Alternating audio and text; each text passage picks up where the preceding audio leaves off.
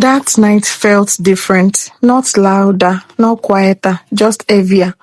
Rebecca sat by the window, staring out at the wide estate. The light glowed softly across the garden, but something about the view felt unfamiliar, unsettling. For a moment, she felt it, like someone was watching.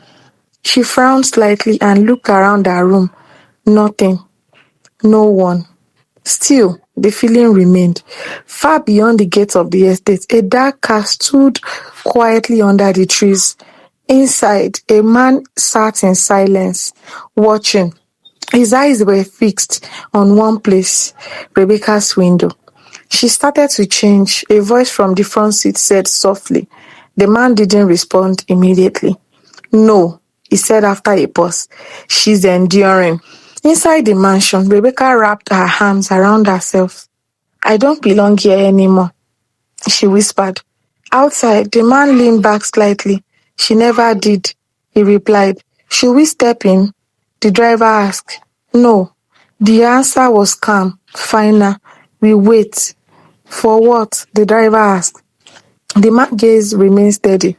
For the moment, her story resets. Silence followed. Inside, Rebecca took one last look out the window. For a second, it almost felt like someone was there. When she blinked, the feeling was gone. Outside, the man closed his eyes briefly. Soon, he said. Because what Rebecca didn't know was that this was not the end of her story. Only the end of this version of it. The night was calm, too calm. Rebecca couldn't sleep. Something in her chest felt tight, like a quiet warning she couldn't explain. A knock came at her door, soft, unexpected.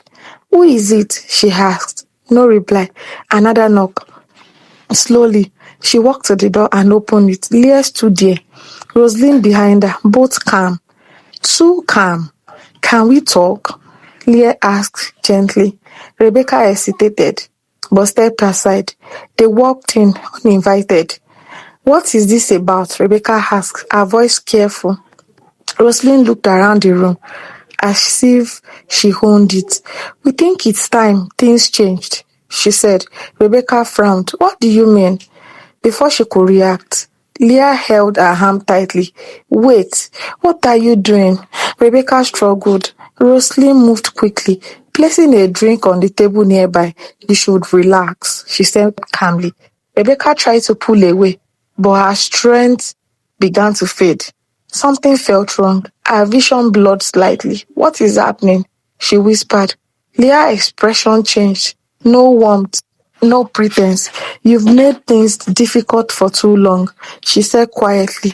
Rebecca's heart raced. I didn't do anything. Rebecca looked at her with a faint smile. You existed, she said.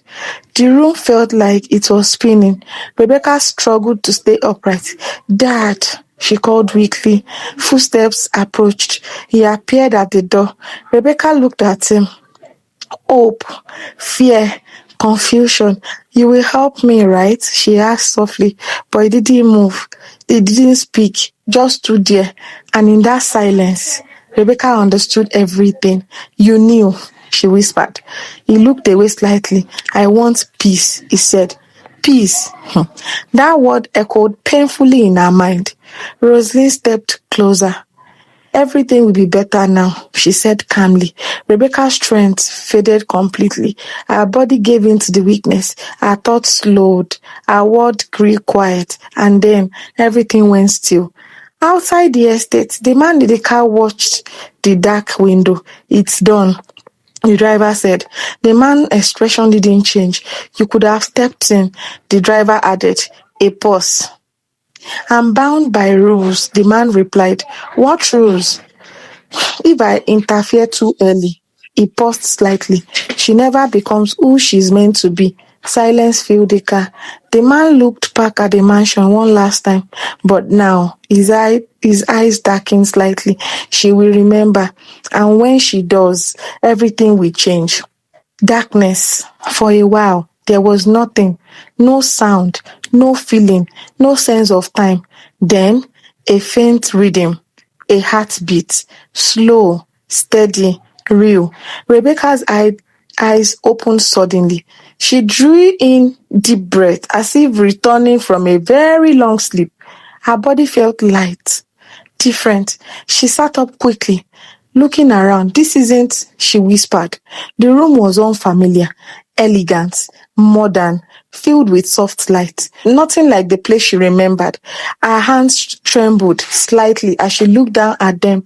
No weakness, no heaviness. She stood up slowly, walked toward the mirror, each step careful, uncertain. Then she saw her reflection. She stopped. The face staring back at her was not the same.